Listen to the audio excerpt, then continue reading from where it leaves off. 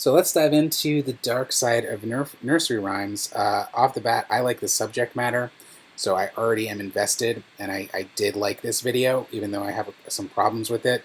Um, the video uses still images and text to convey its message, but one smart thing that they did was they added motion to the text, kind of like a Ken Burns effect that really keeps the video moving. But as you can see, there is image with text, so off the bat it definitely follows the multimedia principle.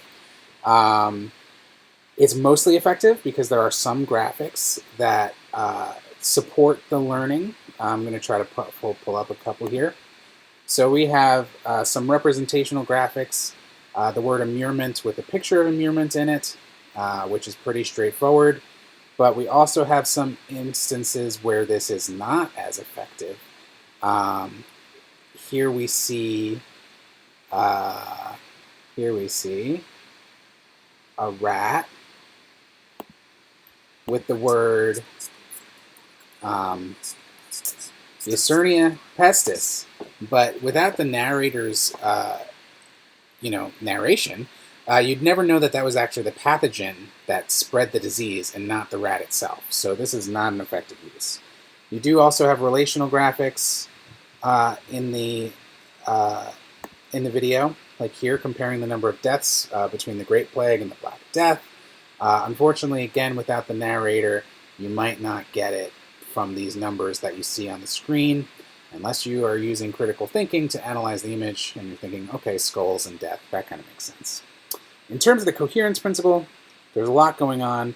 It doesn't really follow the coherence principle in my mind for a couple reasons. But one thing I'll mention is that the audio Lang believes that this skaldic verse was the basis of the narration doesn't really distract, so I don't mind. And one thing I thought was smart is that then they avoided adding extraneous noise beside that.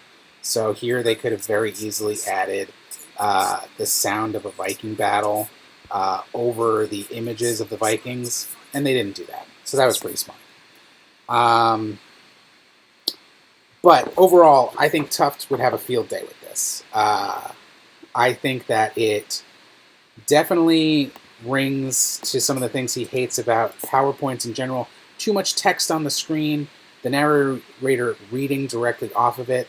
They even have bullet-pointed facts up here, which, as we know, are problematic because they reduce the subject to these little digestible bits, and you don't actually get very effective learning from it. The only thing that it does have going for it is it does stream in full HD 1080p, so that the images are crystal clear, and it's pretty easy to read the text in relation to a PowerPoint.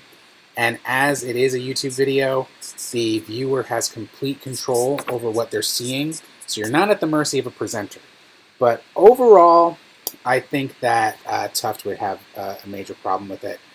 Does it use multimedia effectively? I believe so. Does it follow the coherence principle? Not really.